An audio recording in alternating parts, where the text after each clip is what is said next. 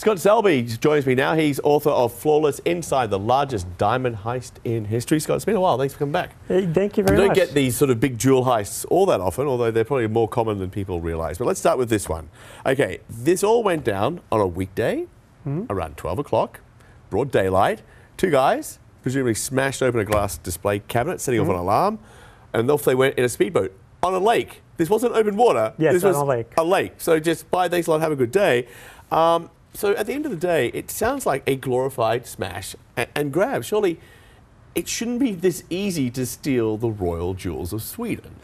You're right, it really shouldn't. It just is that these were particular ones that were in this cathedral because a king and a queen were buried there 400 years ago, and they were later displayed there. So the thieves took advantage of the fact that this cathedral happened to have these very valuable items there.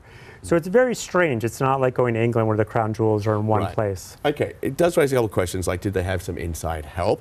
Washington Post reports that in 2012, a friend of the royal family was convicted of stealing royal jewels worth more than 120 grand, which he had purloined from a private apartment belonging to Princess Christina, the sister of the king. So in the past, you've had situations where, you know, someone with access to the royal family has decided to do a little bit of extra work on the side. Could that be a similar situation here? It's always possible, but in this situation, I don't think the job was really that hard. It just was that they took advantage of the fact that these items happened to be here. They just were in this cathedral. It's a beautiful cathedral. There were some people there for a lunch event. They're just, all you have to do is just smash and grab them, as you said. They then took two stolen bicycles, went down to the lake, and they took off in a motorboat. Some people are saying that they might have been jet skis, which is even cooler. But that's all that's involved. The hard job, of course, is moving the goods afterwards. Okay, we'll get to that in a sec, because you know, the jet skis, that would make a really good scene in a movie. And if this was a movie, this is the end of Act 1. These guys have got probably the hardest part to come. They've got to try and sell the stuff.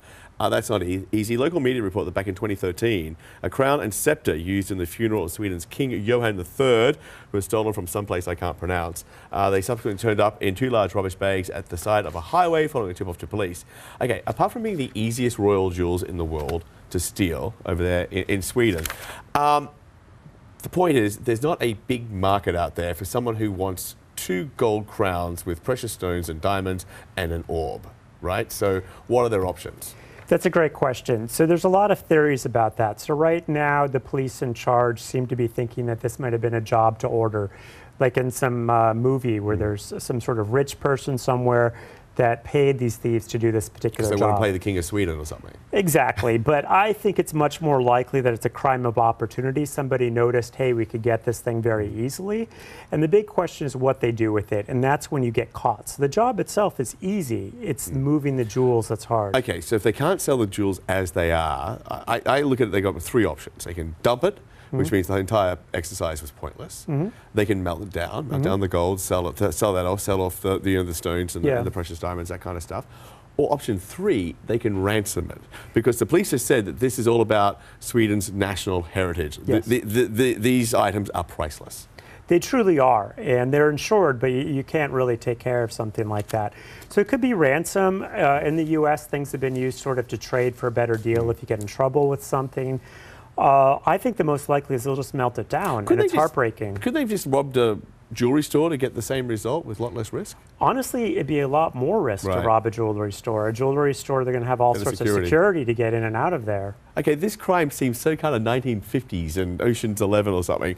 But in the big picture, it's big business in Europe, especially in France. I mean, we had that case, a year ago? They've just recovered, $5 million worth of jewels in France from that hotel heist, which involved Kim Kardashian. Yeah, there was a heist of Kim Kardashian that we talked about before. There was one at the Carlton Hotel. There's been a number of them in Cannes. That involves smash and grabs, but at a much higher level. People bringing, cars, smashing in, getting things, getting out. Why Europe, though? Why is it so common in Europe? Europe is really common because there's all these ancient things that are there that are not well guarded. You're not going to find crown jewels in America. There also are very high-end shops, and also there's so many legal jurisdictions. So once you cross into another border, it's much harder to get caught. So basically, there's a lot of good stuff to steal in Europe. Oh, for sure, the best. Good to know. Scott, thanks so much. Good to see you again. Thank you, you too. Appreciate it.